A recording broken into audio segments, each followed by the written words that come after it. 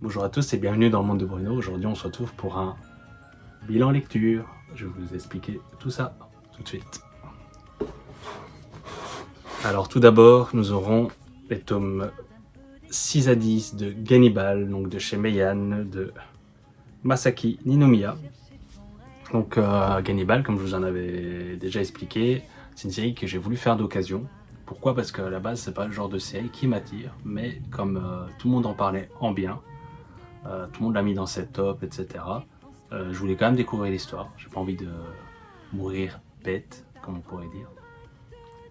Donc, comme Anime Store, c'est assez facile de trouver des tomes d'occasion. Ben, j'ai acheté petit à petit.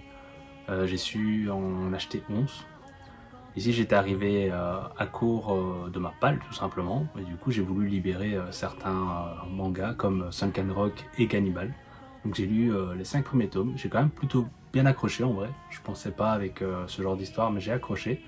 Et du coup, j'ai décidé d'acheter le tome 6 et 9 en neuf, tout simplement. Donc ça, vous avez pu le voir lors de mes achats manga, que si vous n'avez pas encore vu, que vous allez découvrir, tout simplement. En tout cas, si ça vous dit. Et du coup, Gannibal, du coup, c'est une série finie en 13 tomes.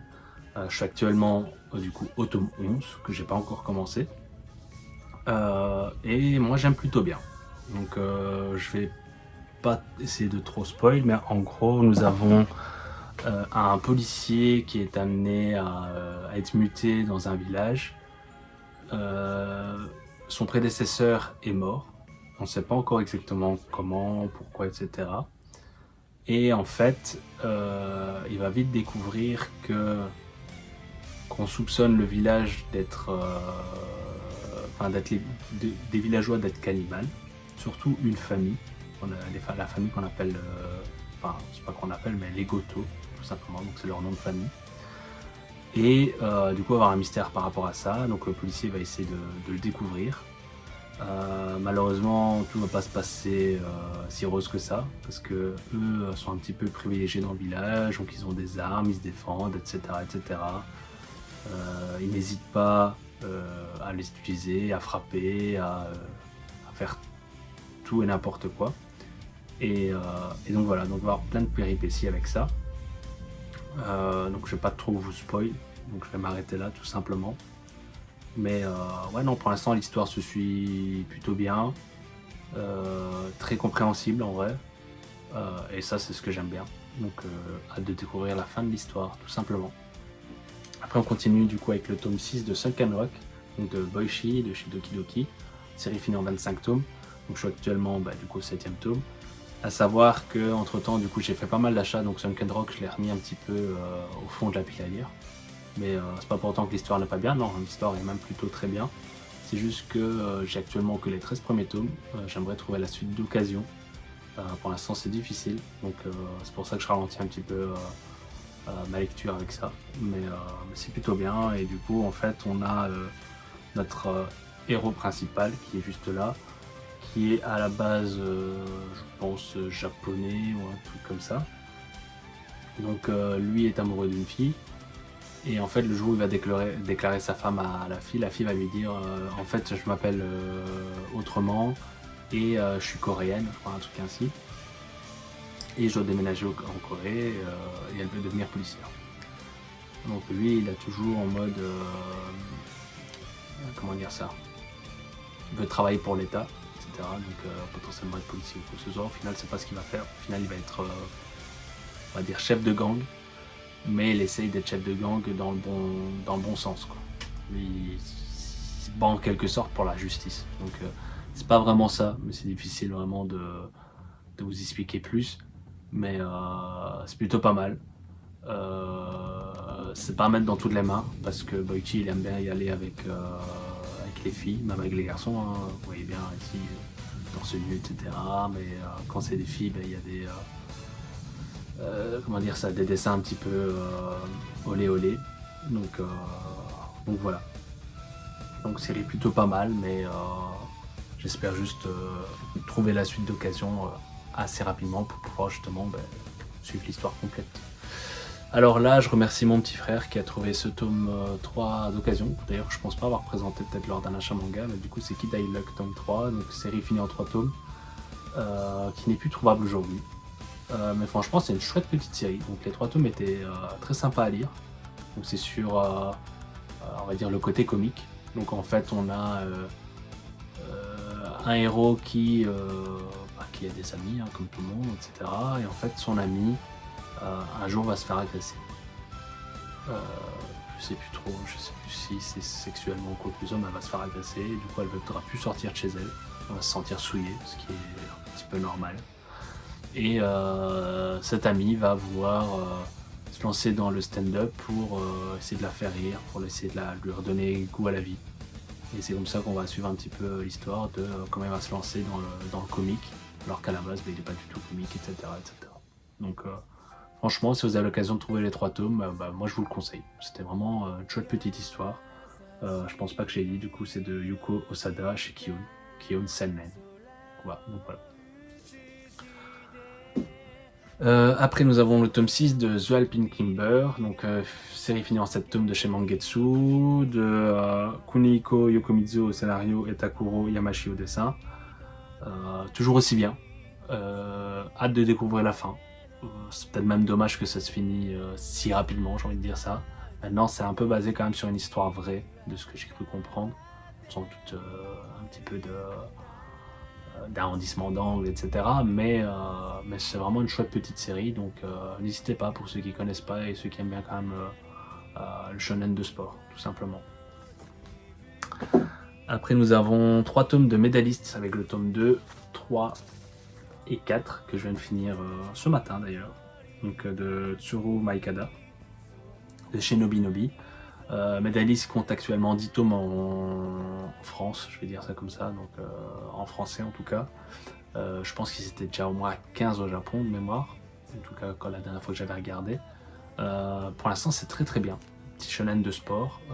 Je pensais pas aimer le patinage artistique, etc. Mais c'est comme un autre shonen de sport en fait, hein, mais l'histoire se tient bien, moi j'apprécie. Donc si vous avez vraiment les shonen de sport, donc déjà vous êtes sur la bonne chaîne si c'est le cas, parce qu'avec moi vous en verrez beaucoup, parce que c'est ce que j'adore surtout.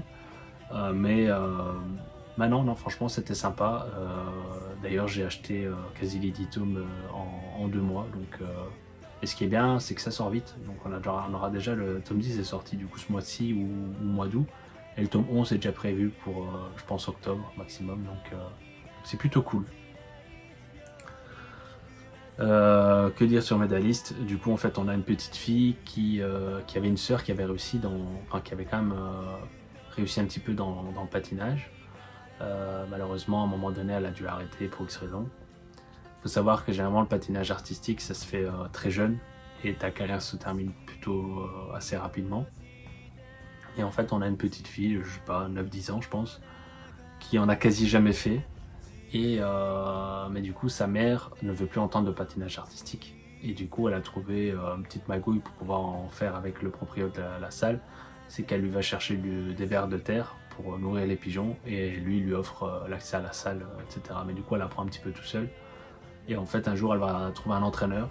Et elle va se lancer dans le patinage artistique. Et du coup, gravir les échelons tout simplement pour essayer de rattraper le retard qu'elle a accumulé, vu qu'elle a commencé entre guillemets trop tard, on va dire ça comme ça. Et franchement pour l'instant ça se tient plutôt bien. Après nous avons le tome 3 de Love Agency, donc série finie en 4 tomes par l'autrice de Kaguya-sama Love Histoire et Yoshinoko. Moi j'aime plutôt bien, série plutôt simple, classique. En fait on a un couple qui n'est pas un couple, mais la fille craque pour l'homme craque pour la fille. Mais en fait, comme ils ont du mal à se parler, ils passent par une agence. Et du coup, en fait, ils ont des intermédiaires. Les intermédiaires, en fait, c'est des lycéens qui savent parler aux filles ou aux hommes, voilà. Et en fait, elle va se rendre compte que ce garçon-là joue un rôle avec elle, du coup, en fait, qui n'est pas réellement comme elle l'espérait. Mais lui, il est quand même amoureux de la fille, et du coup, voilà, il va vraiment avoir des petites péripéties. Il va y avoir des petites péripéties entre les deux agents. Et donc voilà, et ce tome-là était concentré principalement justement sur un des agents qui va faire un régime. Donc voilà, je vous laisserai découvrir tout simplement, mais c'était sympa et hâte de découvrir la fin de l'histoire, tout simplement. Après, nous avons le tome 1 de Ruri Dragon de chez Glénat. Donc on a une petite pastille bleue, donc maintenant les pastilles sont bleues, je pense, chez Glénat, il n'y a plus vraiment de couleur ou quoi que ce soit, je pense que ça s'adapte à la jaquette et tout, je crois que c'est une histoire ainsi. Donc c'est de Masaoki Shindo. Je comptais pas forcément faire cette série. Après j'en ai entendu du bien, j'ai entendu dire surtout que l'autrice à la base ça avait super bien marché au Japon, puis qu'elle avait été malade, donc elle avait dû arrêter son manga pendant quelques mois. Et lorsqu'elle a pu reprendre son manga, il n'y a pas eu vraiment de baisse. Comment dire Les gens ont toujours acheté son manga. Du coup, ça veut dire ce que ça veut dire. Ça veut dire que le manga est très bon. Le tome 1 était plutôt bon. Hâte de découvrir la suite pour voir un petit peu. Donc, en gros, on a en fait cette jeune fille qui se réveille. C'est directement dès le début du manga, qui se réveille avec 2 cornes. Et elle se dit comment ça se fait, tu vois. Du coup, là, on parle à sa mère. Sa mère, en fait, lui dit que son père est un dragon, tout simplement. Donc on sait déjà pas comment ça se fait qu'humains et dragons ont plus copulé ou quoi que ce soit. Bah voilà. Et en fait, du coup, elle arrive à l'école ils vont se dire que c'est choupi ou quoi que ce soit. Puis quand elle va éternuer, elle va avoir du feu. Et en fait, les gens vont, vont pas forcément avoir peur d'elle. Et du coup, ils vont découvrir ce que ça fait d'être fille d'un dragon, tout simplement. Donc voilà, pour l'instant, on en est là, concrètement. C'était sympa. Il nous reste plus que 2 tomes à présenter. Du coup, on a Bucket List of the Dead, tome 17 de Haruazo et Kotaro Takata. Donc, Haruazo, c'est l'auteur de Alice in Borderland, qui fait pas mal de succès sur Netflix. Moi, j'ai lu la série, mais j'ai pas vu l'animé. Enfin, la série sur Netflix, tout simplement. J'ai tenté plusieurs fois, mais à chaque fois, je m'endormais, tout simplement. C'est pas que ça doit être mauvais, hein, c'est juste moi qui c'était sans doute pas le bon moment. Donc, Bucket List of the Dead, en gros, on a. Ce personnage qui est qui s'acharne au boulot. En gros, c'est boulot, boulot, boulot, boulot, boulot, et jamais de temps libre, etc. On lui avait pas promis ça, mais une fois qu'il a été engagé, c'était comme ça. Et du coup, en fait, il y a une invasion de zombies, et lui, en fait, il est juste content de pouvoir arrêter de travailler. Et du coup, ils vont établir une liste de 100 choses à faire avant de mourir. Là, normalement, il en restait 25 quand j'avais compté. Ils en font une ou deux peut-être dans ce tome. Donc je pense qu'on est aux 3 quarts de l'histoire, tout simplement. Donc à mon avis, il devrait rester 5-6 tomes max, normalement, si on suit cette logique. Donc oui, à voir la suite. Forcément, pour juste en revenir là-dessus, il y a des trucs quand même assez loufoques ou quoi que ce soit. Hein. Dans ce tome-ci, léger spoil, désolé, donc n'hésitez pas à avancer de quelques secondes au cas où. Mais ils vont dans l'espace. Donc sans préparation, sans rien, mais ils vont dans l'espace. Donc voilà. Je ne dirai pas plus, pour pas trop spoil non plus. Et pour terminer, nous avons le tome 10 de Jumbo Max de Tsutomu Takahashi, donc l'auteur de Bakuan Reto par exemple, de Sido, etc. Donc ici nous avons une série sur, on va dire, le Viagra. Donc en gros nous avons un pharmacien qui est impuissant. Et en fait du jour au lendemain sa femme lui dit qu'elle est enceinte. Il comprend pas comment c'est possible, mais voilà. Et du coup, il va se dire qu'il va essayer de trouver le remède miracle pour tous les hommes qui sont impuissants, tout simplement. Il va créer le Jumbo Max. Le seul problème, c'est que Jumbo Max peut tuer des gens. Donc s'il est mal créé, on va dire ça comme ça. Et au début, il s'est affilié avec d'autres personnes. Et une des personnes qui s'est enlevée du groupe et qui essaye de vendre du Jumbo Max de son côté, mais qui, plusieurs fois, elle, façon de parler, a tué des gens.